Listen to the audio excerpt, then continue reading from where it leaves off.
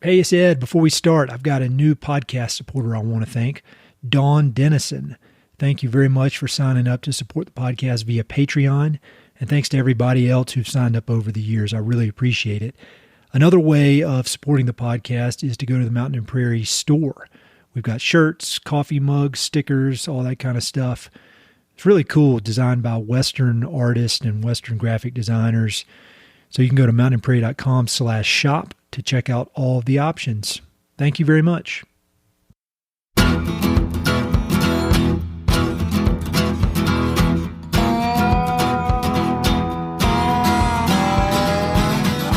Hey, this is Ed Roberson, and this is the Mountain and Prairie podcast, where I introduce you to some of the innovative individuals who are shaping the future of the American West. I meet most of these people through my work in land conservation or through my hobbies and interests that revolve around spending time up high in the mountains. My guests include ranchers, writers, entrepreneurs, conservationists, athletes, artists, adventurers, pretty much anyone who's doing important work, has an interesting story, and loves the American West. My guest today is Hampton Sides. Hampton is a historian and New York Times bestselling author who's best known for his engaging works of narrative nonfiction, including the books Blood and Thunder, Ghost Soldiers, On Desperate Ground, and more. His latest project is an ebook and audiobook titled The Exotic, Intrigue and Cultural Ruin in the Age of Imperialism, which details the life and unbelievable adventures of a man named Mai, who was the first Polynesian to set foot on British soil. The Exotic is much shorter than Hampton's previous books, but much longer than a magazine article, giving the reader a chance to enjoy Hampton's one-of-a-kind historical storytelling in only a few hours of reading. Longtime listeners of Mountain and Prairie will remember Hampton's two previous appearances on the podcast. The first was an in-depth discussion of his book Blood and Thunder and the History of the American West, which was recorded live and on stage at the Aspen Institute. In his second appearance, we focused on his writing and research process, as well as his career progression from journalist at Outside Magazine to becoming a best-selling historian. Today's conversation takes us far beyond the American West, everywhere from the remote islands of the South Pacific to King George's court in England. So if you're a fan of adventure, history, and profiles of indigenous people who've often been overlooked by mainstream history, you'll love this conversation. Hampton and I connected virtually and had a fun conversation about the book and his process for writing it. We talked a lot about Mai's unbelievable journey from Polynesia to England and back again, as well as the opportunities and challenges of exploring history from an indigenous perspective. We talked about Hampton's process for researching the book and how COVID has forced him to adjust his normal approach. Hampton was actually in the South Pacific researching the book in March 2020 when the COVID pandemic hit, which, as you'll hear, added an extra layer of adventure to an already adventurous trip. And as usual, Hampton offers up some great book recommendations that I think you'll enjoy. The Exotic is available exclusively on Scribd, which is an online service that gives you instant access to ebooks, audiobooks, articles, podcasts, and more. I've thoroughly enjoyed Scribd over the past few weeks, and I'd encourage you to give it a shot. You can access it for free for 30 days by following the link in the episode notes or on this episode's webpage. And I'm not being paid for this endorsement. I'm just a fan of what Scribd is doing and the unique forms of writing that they're bringing to the world. I hope you enjoy this episode, and I hope you'll invest a few hours reading The Exotic. And if you haven't already, go back and listen to my past episodes with Hampton. They're fun conversations. Thanks so much.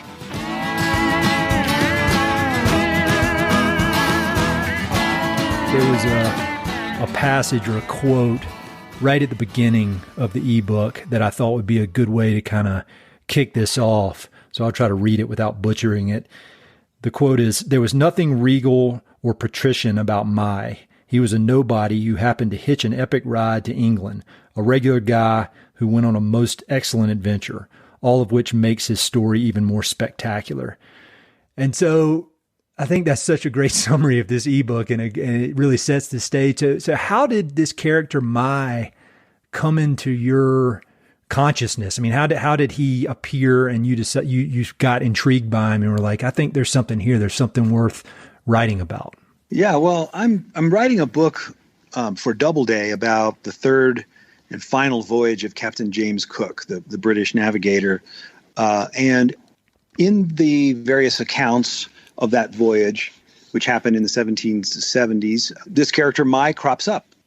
It's, fairly often. He's part of the voyage. He's part of the team.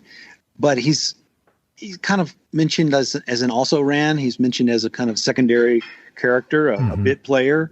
And so I wanted to know more about him. I just was like, wait, who was Mai exactly? Why were they spending all of this money and time and energy to bring him back to Tahiti, his home islands, and now what we call French Polynesia. And so I delved a little deeper. I wanted to know who this guy was and why he was so popular in England. And it turned out, it was just a gold mine of material about this very first Polynesian man to arrive on the shores of Great Britain. And, he was treated like a king. They rolled out the red carpet for him. And everybody, he saw parts of English society that 99.99 percent of Englishmen never saw. He met the King of England. He met the best writers. He was painted by the best painters. He was treated like royalty. And I thought, well, what's great about this is these stories about the voyagers, European voyagers going to Polynesia and other remote places and encountering indigenous people and often, interpreting indigenous cultures with a certain arrogance, a certain patronizing colonial mindset. Yep.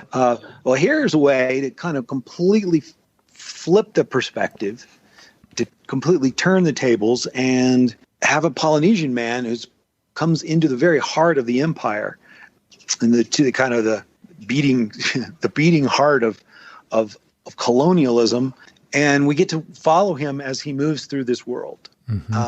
So it's sort of like, and now, admittedly, we are handicapped in some ways because although he learned English, he didn't write English. We don't have his own accounts exactly. We have other people's depictions of what Mai said and did. But that said, he was, I think, by far the most vividly depicted, most studied, most analyzed, but also most celebrated indigenous person that ever came to England up to that point. So there's a wealth of material, turns out. And I decided also, I think, something's happening in the culture now, which is, true in academia. It's true in Hollywood and on the small screen with, series and limited series that you see on, streaming on television. It's true on the stage, which is a kind of a correction, a kind of a reassessment of like saying, well, these old stories from the past are wonderful, but, what about the marginalized characters? What about the people who didn't have a voice for whatever reason, because they were slaves or because they were, impoverished or illiterate? And, let's think about these stories also from their point of view, not just from the point of view of the conquerors and the generals and the admirals and the explorers. So, I'm being very aware of that trend, which I think is overall a great trend. It's long overdue. It's needed to happen. I think sometimes people get a little hysterical about it, maybe go too far in the other direction. But, so I, being aware of that and thinking about my book and realizing, I don't have, at first I thought, well, I don't really have an indigenous character of any note, because Cook just moves very quickly from one island to another island to another island to another island. And, he meets indigenous people, but we never really get to know them very well. Moves around fairly briskly all over the entire Pacific Ocean. But then I thought, no, there is this one guy, Mai, and why don't we just follow him and make him the centerpiece of the story? And then I think in the first third of my book, almost the first half of the book, Mai is after Cook, he is the major character. We have that much material to work with. But then I started also realizing that I could sort of carve this story out from the book and do it as an adaptation from it as a long form digital book, which is a kind of an interesting new format. Yep. That we could talk about too. This is a group and a company called Scribd that is producing these mid-length or small novella-length, both fiction and nonfiction books. They're digital books and audiobooks. And I realized this was the perfect subject for that kind of telling, because it's sort of the story within the story. It's easily sort of excised from the book, but it's a standalone thing. It has its own sort of beginning, middle, and end. And that's what I did, and it came out great. I'm just really thrilled with the way it all turned out, and I'd like to do another one of these down the line. Yeah, I loved it. And you mentioned before we started recording, like Peter Heller had done one for Scribd, which I have not yet read, but I will now. But, as I've told you before, one of the things I love about your writing is that no matter, if you're writing about the Old West or you're writing about the Korean War, you write these very vivid character sketches of super interesting people, and that it pulls in the reader. And what I liked about this was it kind of gave you an opportunity to kind of peel off and just focus on one of these. And I often think, like, well, what if you just did one of these about John Fremont, or did one about that guy on Desperate Ground, John Yancey, who had his eyeball shot out. I mean, I feel like so many of your books that there would be this opportunity for this. And I know if I'd been reading whenever I read your new book, I would have wished to know more about Mai. So I'm really glad that you did this. It's really awesome. And I was able to read it in a few hours on a Sunday afternoon. So could you talk a little bit about who Mai was? Because by the description, when we're talking about him, and when you look at his this portrait of him on the cover of the ebook, he looks like royalty, and he looks like this guy. He shows up in England, and all of a sudden he's in these parties with the upper crust of society, and you would guess that a guy like that is royalty himself. And from the way he's been drawn and portrayed, he looks like royalty, but that's not really the case. Can you talk about his background? Absolutely. And I think that tension between who he really was back home and how he was interpreted in England is very interesting and telling, and it's part of what drives the story. So Mai is actually, his image at least, is very, very famous in England and in the art world because of a portrait that you alluded to that was painted by one of probably the greatest painter in England at the time, portrait painter, Sir Joshua Reynolds. He painted a portrait of Mai. They called him Oh Mai. In this painting, Mai is, he looks like royalty. He looks like he's an aristocrat. A lot of people in England thought he was an aristocrat. He must be a person of great wealth and consequence and distinction and taste back home. And he was treated as such. And Reynolds also happened to like to paint people this way. He always made, he was always bringing in kind of classical references, and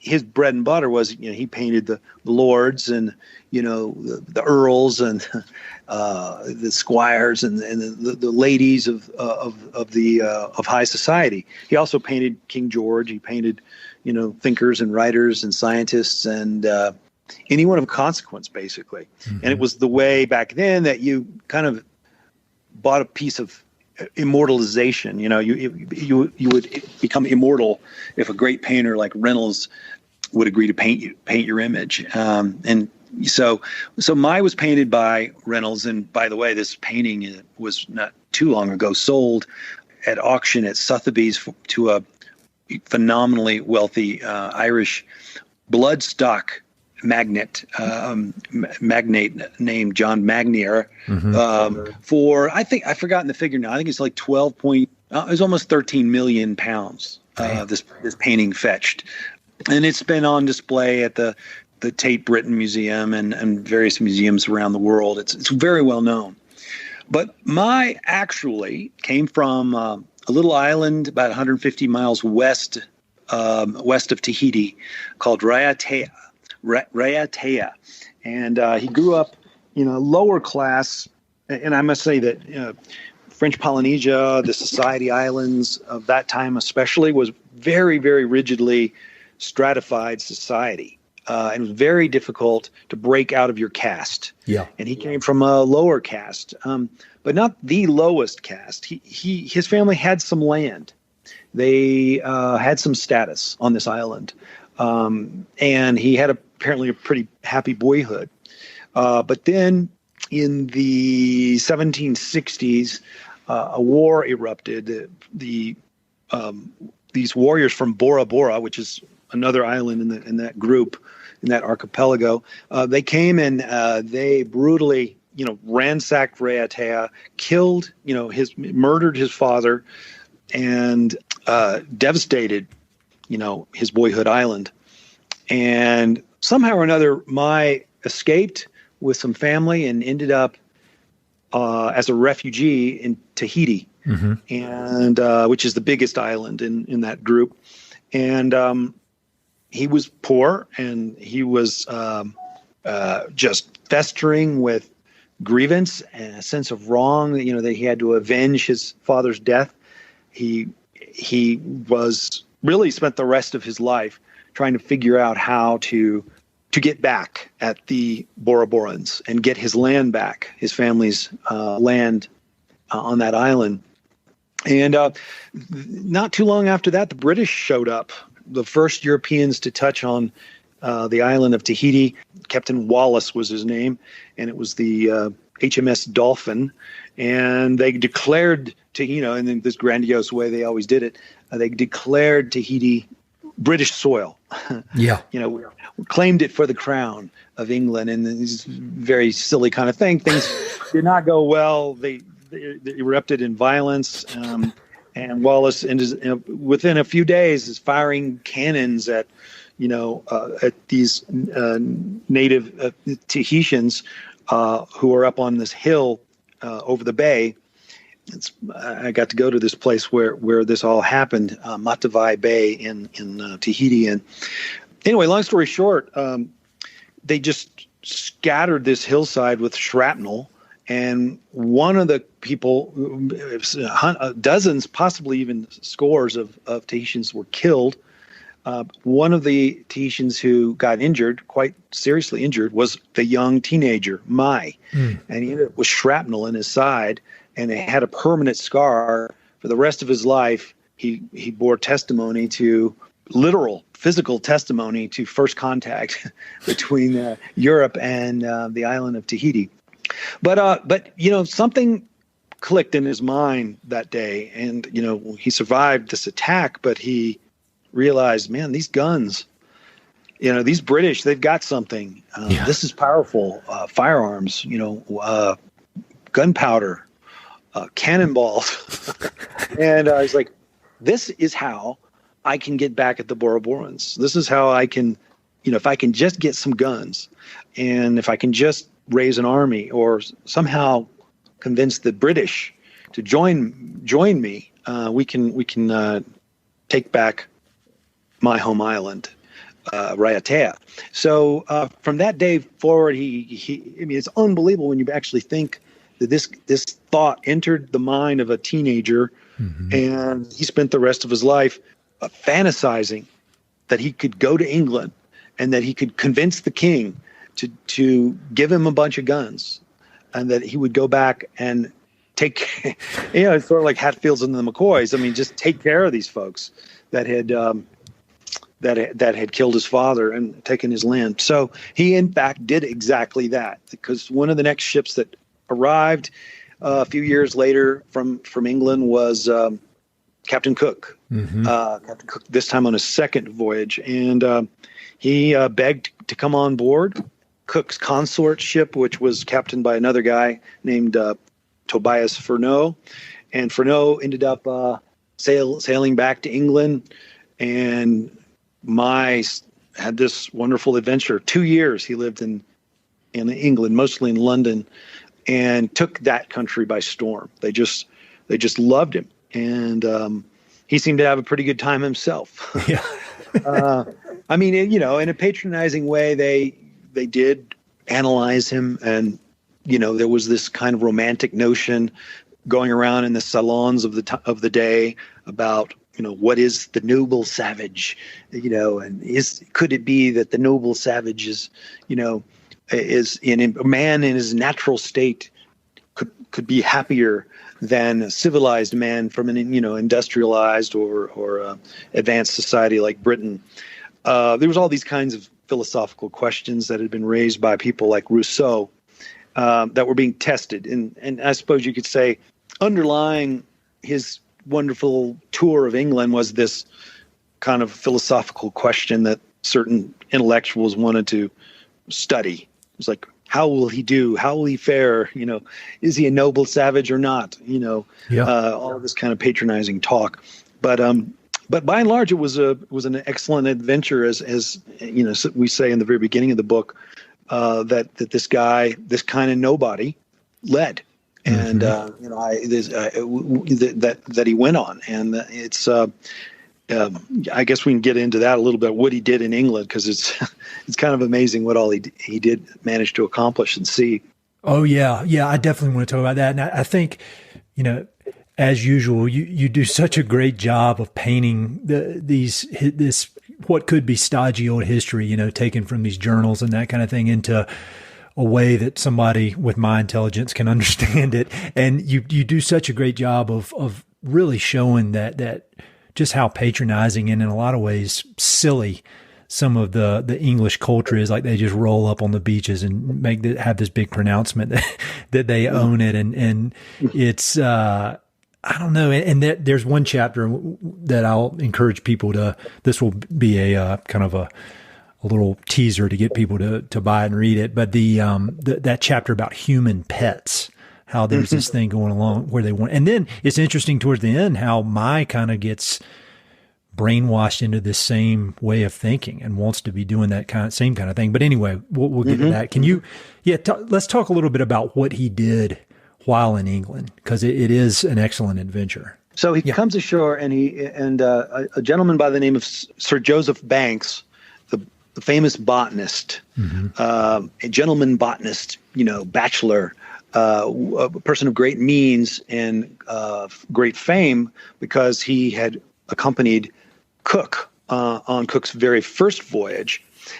He'd also been to Iceland. He'd been to Newfoundland. He was really interested in collecting exotic plants from around the world and bringing them to what became the Kew Gardens, famous place today, one of the most amazing botanical gardens in the world. Well, Banks was a gentleman with a very busy mind, who was a member of the Royal Society. He eventually became the president of the Royal Society. He was a scientist. He was curious about all the debates of the day.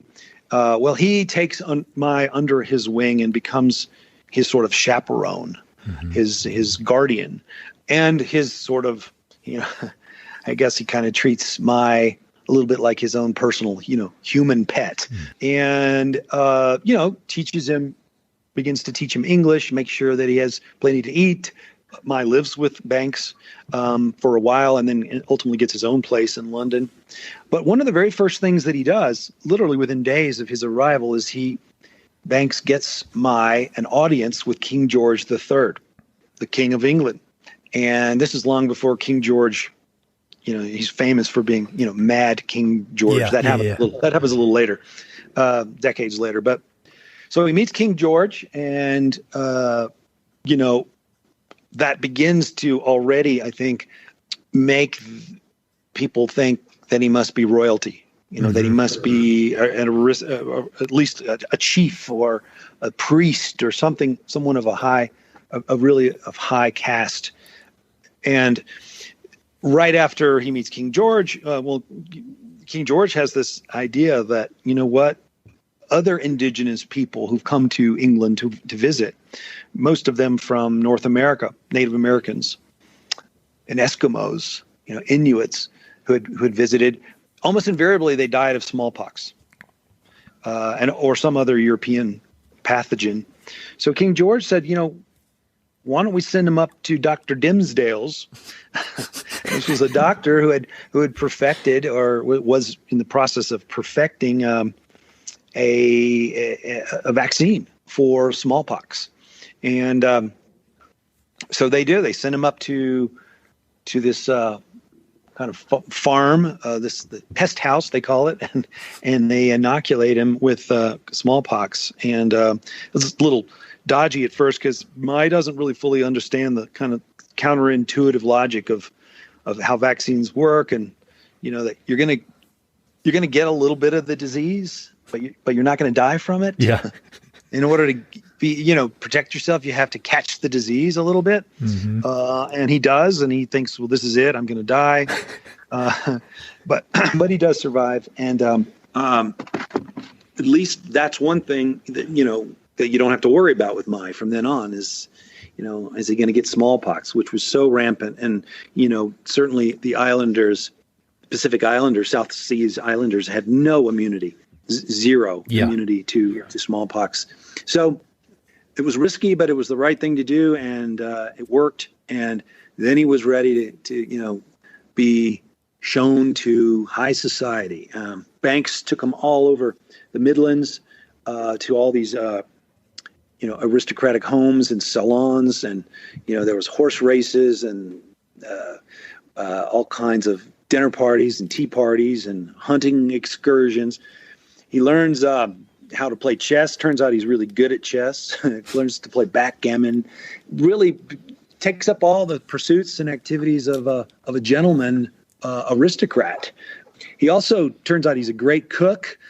We finally see the arrival of barbecue in England. Mm-hmm. In this case, Polynesian barbecue.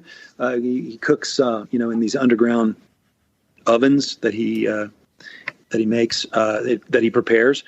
He's also a hit with the ladies, and there's all kinds of stories about some affairs that he may have had. And I don't know. It's just one of these kind of stories that keeps on going. Everywhere he goes, people love him. He does have this really kind of just wonderful personality. He gets along with everyone, very cheerful, laughing all the time, loves games, loves to mimic people. But along the way, he meets like all the major thinkers of British society, including Dr. Johnson and Boswell and all the members. He's becomes an honorary member of the Royal Society, which is very distinguished group of scientists in London that meets for dinner. And so it's kind of interesting to see how. And I think along the way, perhaps some of this begins to go to his head. Yeah, like they think I'm great. Maybe I really am an aristocrat. Yeah. Maybe I really am a person of great power, and something. They seem to believe it anyway. So it definitely feeds his ego a little bit. He becomes a bit of a dandy. He likes wearing silk suits and sashes and scarves and he becomes quite interested in fashion. He learns how to ice skate. Certainly, certainly the first Polynesian to see ice, or to learn how to skate on ice. There in Hyde Park. The Serpentine is where he learns to ice skate. But after a while, he begins to get a bit homesick. There's no doubt about it. This is such a very different world that he's been thrust into, and he doesn't really understand English society. Actually, he seems to act like he does. He seems to get along well in it, but it's clear that he's missing his home. And King George, who was about that time beginning to get quite annoyed with these rebels from Boston who are kicking up this little revolution. Mm-hmm. And he's a little preoccupied with that, but he says, no, we need to cook up another voyage to return Mai back to Tahiti. And they eventually do, and it ends up being Captain James Cook's third and final voyage that brings Mai back home. And I think there's this interesting detail that you put out there at one point where, Mai has these tattoos on his body that very clearly label his social status back in his homeland. And so all the while that he's, hobnobbing with all these fancy people and wearing his fancy clothes, I can only imagine what's going on in his head about when he goes home. And it's, it is clearly written on his chest where he is in the pecking order of his homeland. And so, and that could explain, his behavior when he gets back. And then the other kind of random thought I keep having is you need to send this book to Dwayne "The Rock" Johnson, and then they can make the movie and he's going to be Mai. I think it's with the guns and the vengeance, and then it's made for him. I love the Rock. But he wasn't quite that ripped, quite. Well, he got exaggerated a little bit. So but that's okay. Yeah, that's fine. He need to wear a wig too. But you can talk to Dwayne about that, right? No, yeah. As soon as we get off this call, I'm going to call his agent. All right, cool. All right, so he gets on the boat to head back home, and he's got quite the luggage collection. And then it also seems that Captain Cook may be losing it for one reason or another. He's not the same guy that he was during his first two voyages. So what happened? Maybe we'll just skip to when they land, when he gets back to his homeland and he rolls in and he's trying to impress all the people from his homeland. How does that go? Things do not go so well for him. He doesn't know how he's going to be welcomed back home. Will he be considered, some kind of envoy, some kind of ambassador? He's literally traveled around the world. He's seen things that no Polynesian has ever seen before, been just practically everywhere. And he has this trove of possessions now that the King of England and Joseph Banks and lots of other folks have given him. A lot of possessions that just don't make any sense on an island in Polynesia of that time. Like a jack-in-the-box, a little shocking machine that has like creates static electricity, a suit of armor that was tailored for him in the Tower of London. A lot of animals that had never been seen in Polynesia, like horses, all kinds of, a Bible, pictures, portraits of the King and Queen of England, and a lot of other belongings that he arrives with all this stuff. And, it immediately sets up a lot of confusion among the chiefs there, because here's this nobody, this guy who was a refugee, who was a laborer, who now has more stuff than any chief in Polynesia. It was like he's a commoner with more possessions than anyone else. And they're jealous and they're confused, and these various chiefs on Tahiti, they think he's an upstart. They think he's sort of trying to usurp their power, and they don't really understand it. And as you can imagine, a lot of these possessions just provoke, a lot of jealousy and resentment among the lower classes of folks as well. Yeah. And they all sidle up to him. So some of the sort of everyday folks in Tahiti, they just suddenly want to be his best friend. They just want his stuff, his costumes, his clothes, his feathers, these red feathers that were very much in demand. So it's really interesting, to see what kind of European concepts about property and possessions, how they attempt to graft those concepts onto a society that has very different ideas about private property. Yeah. It's unfortunately, Mai is kind of stuck in the middle of all this. He's not English. He's not really Tahitian any longer. He's not he's sort of a man without a country, and he's clearly struggling to figure out how he's going to make a life for himself back on these islands after this really amazing adventure, but now saddled with all these things. The things are the problem, I think. But underneath it all, nothing has actually changed in his own heart and in his own mind, which is he did get guns. Yep. And he did get gunpowder, and he had learned how to use them. He had become an excellent hunter, an excellent shot. He has horses. He has armor. And he is already, as soon as he arrives in Tahiti, he's already thinking about how do I get back to my home island of Raiatea and just take out a can of whoop ass on the Bora Borans. That's what he's thinking. And, I don't think even Captain Cook appreciated the sense in which Mai was really playing the long game here. He was thinking strategically all along. That's really all he cared about, was getting those guns. And in that sense, he succeeded. It's such a great story. I mean, I loved reading it, but then now talking to you about it, it makes me want to go through and read it again. And it makes me super excited for your book about Cook when that comes out.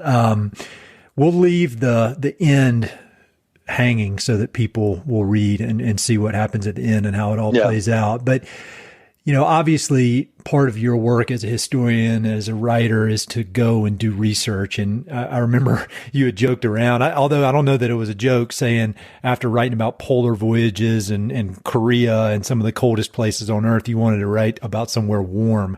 And so you were headed over there. You were over there in early 2020, March 2020 of all times, when things got a little squirrely. So, give me that story. I want to hear what happened when COVID hit and you were over there. Yeah, it was very strange because we had rented a friend of mine is a captain and knew how to sail these catamarans, and so we got some friends together and my wife and some others, and we sailed around the Leeward Islands of the Society Island chain, which is Raiatea, Bora Bora, Huahine, and a couple of other islands. And we weren't getting any news. But what we were noticing as we went from island to island is that there were fewer and fewer people. There were no tourists. Yeah. By the time we got to Bora Bora, it was completely empty. It was like a neutron bomb had gone off, and it was just like all those villas were empty, and the honeymooners weren't there. It was both wonderful to have the place to ourselves, but by that point we were understanding that it was because of COVID that all these people had just canceled, or the flights weren't even allowed to come in, and so we had gotten in just under the wire. And, we were still out there sailing around these islands. It was really kind of wonderful. It was a great place to be marooned if you had to be marooned. But it was also worrisome because we weren't getting the news. We didn't know how bad it was. We didn't know if this was turning into the apocalypse. It was kind of a strange juxtaposition of paradise and fears of the end or something. Sure. But we did eventually, get a flight out and came home to a very changed world. And really, I have not been able to do any more research travel since then. And I did something kind of unusual for me. I like to travel as much as I can to these places that I'm writing about. But this time around, I decided I had to just hunker down and write with what I had, and maybe fill in the gaps later. And that's what I did. I've turned in about 400 pages, and I think it's really interesting what you can do when you don't have anything else to do. Yeah, might as well sit down and start writing, and that's exactly what I did. I mean, how is it compared to your other books? I mean, it seems like you would. I remember last time I saw you, we were talking before we recording this. We did a event in an auditorium full of people, and then we went to a dinner, and everybody's huddled around a little tiny table, and we're all up in each other's faces, and that just seems like I can't even imagine even thinking about doing something like that now. Mm-hmm. And the world is just so different. I mean, and everything is different, even our mental states of trying to process all this. I mean, has it been a harder process writing this, or have you enjoyed kind of the being forced to improvise a little bit with the writing? Or, I mean, how has it been just compared to your other books? It forced me to write, which is a good thing. Yeah. But I don't know. I'm very restless. I like to move around, and I whenever possible want to go to the places that I'm describing. And like I had notions that I would be going to 50 islands or something, some obscene amount. Like, obviously I wasn't going to be able to hit every place that Cook went on his final voyage. But I mean, obviously after he leaves Tahiti and leaves Mai there, he keeps going, and he stumbles upon this really beautiful place called Hawaii, mm-hmm. Which no European apparently had ever been to before. And then he keeps going up to Alaska and maps the entire coast of Alaska. So I wanted to go to Alaska, and I haven't, I could go, and probably, I will manage to get a trip into Alaska, but he nearly gets stuck in the ice there in, north of the Bering Straits. So even this book has plenty of cold weather. Don't worry.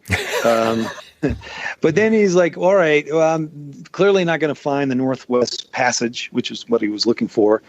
This season, I got to go somewhere for the winter. Why don't I go back to that beautiful place that we stumbled on, that place called Hawaii, and spend the winter there? So he goes back to Hawaii, and I think it's, not a spoiler alert. Most people know that things do not go well for him there, and he ends up being murdered on the big island of Hawaii. So in terms of my process, though, I mean, yeah, on one level, I do want to go to all these places. But I have to make some decisions. It's like a lot of these trips that I had envisioned just aren't going to happen. So you fill in the gaps in a million other ways, of course, by doing a lot of reading and doing, just poring over the old maps and, just imagining as best you can what those experiences were like. And I think my goal is to turn in the whole first draft and then maybe go on another kind of trip, a very surgical strike kind of trip to many of these places. Yeah, that's super interesting. We could, when the book comes out, when the new book comes out, we can go deep into Captain Cook, but his name has come up a lot over the years. I think it's especially come up over the last year and a half, as we've been re-examining history and colonialism and some of these historical figures who have, kind of been shown to be a hero, but that's not taken from the indigenous perspective. And I just, to be honest, I didn't know anything about him until I heard you talking about him. I started looking him up, and then this ebook really helped me understand him a little bit. But could you possibly just give a overall sketch of Captain Cook and maybe the difference in his personality between his first and second voyage and his third voyage, when things started not working out too well for him? Mm-hmm. Yeah, well, I mean, Captain Cook is arguably the greatest navigator of all time. Certainly in the pantheon of great voyagers.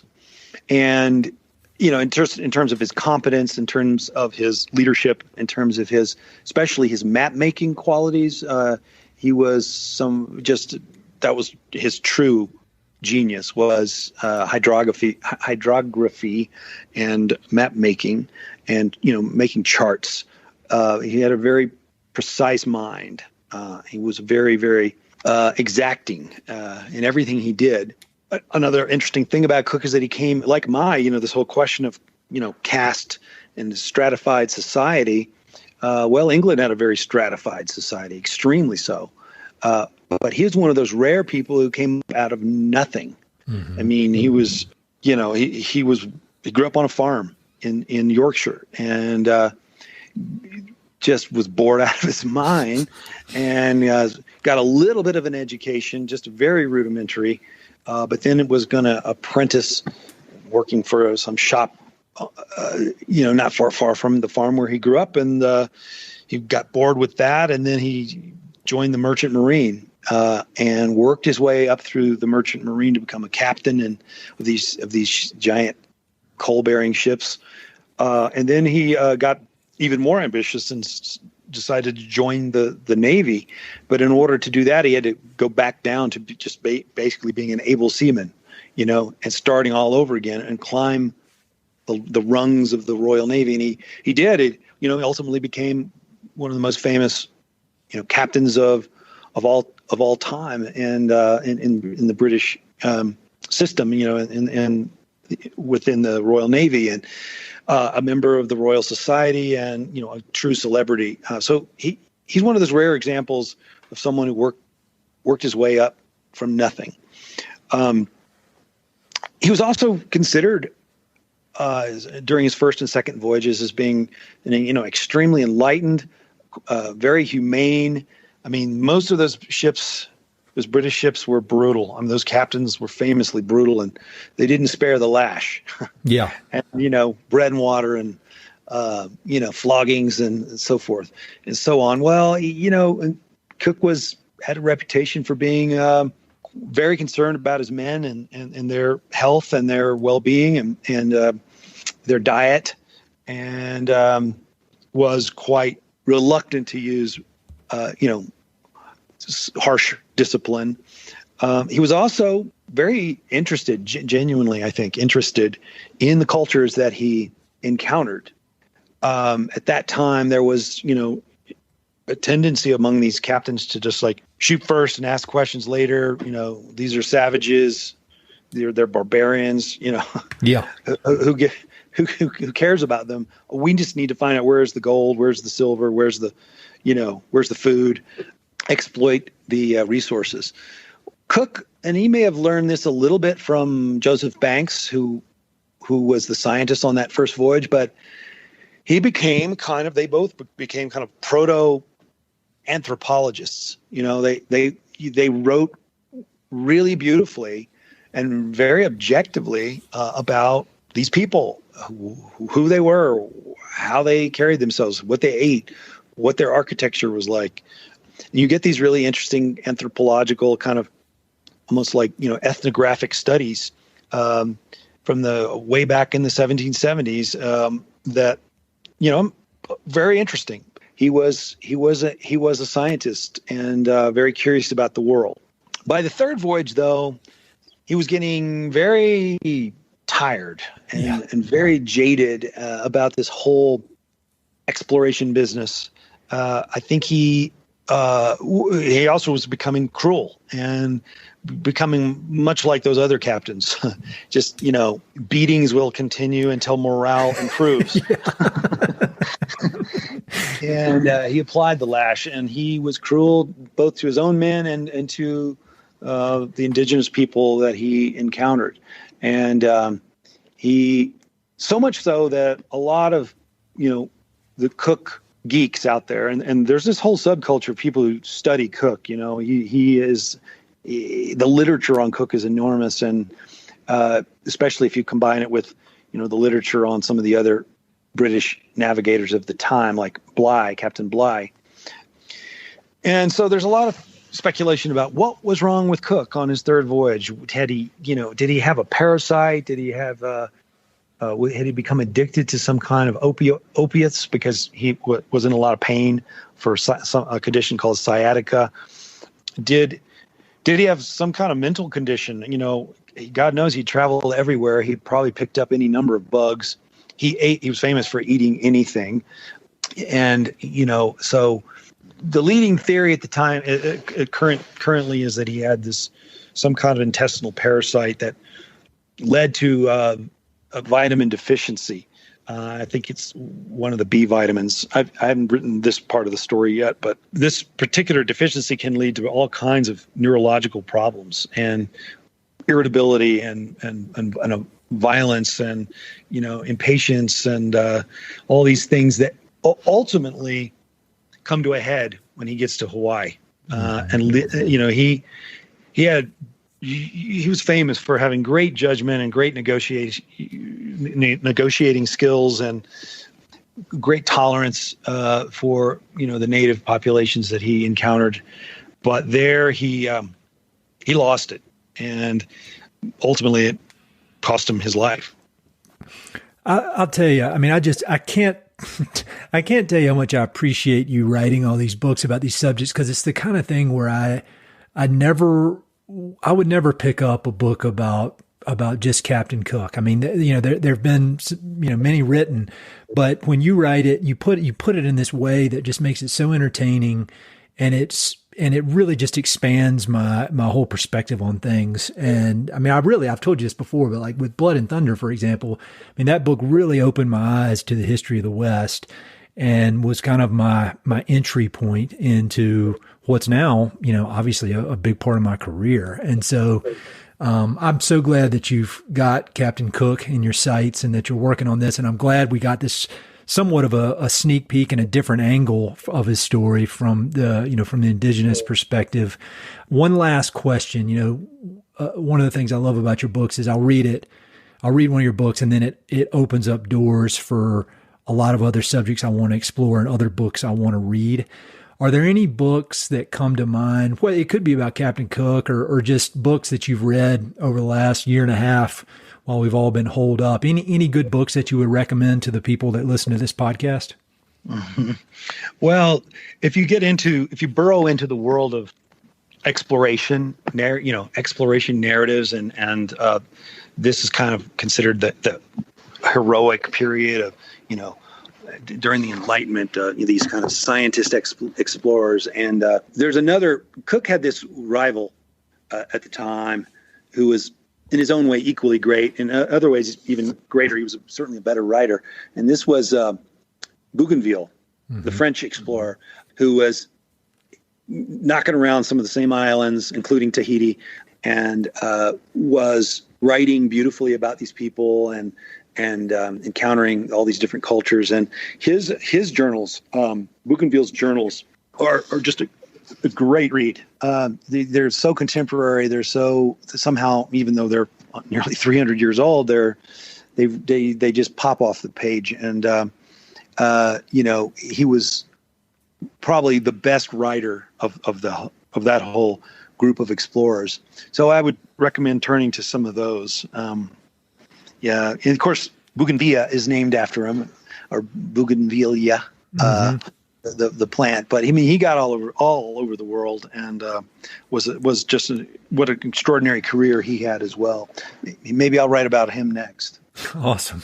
Well, I'll put links to that in the episode notes. Well, Hampton, man, it's always great to talk to you. Thank you for producing all this great work. This meant so much to me. Thanks for taking the time to chat with me. I encourage everybody to check out Scrib, check this story out. It's really awesome. I look forward to seeing it on the big screen with Dwayne starring. But thanks, man. Yeah, absolutely. I enjoyed it as always. So let's do it again sometime soon. Hey, it's Ed again. Thanks so much for listening to the podcast. I know your time is valuable, so it means the world that you spend it listening. If you want to support the podcast and help it to continue to spread and grow, there are a few ways you can help. Number one, pass it along to a friend or share it on social media. Word of mouth recommendations are the most powerful way for ideas to spread, so I'd love it if you could share the podcast with a few pals who might enjoy it.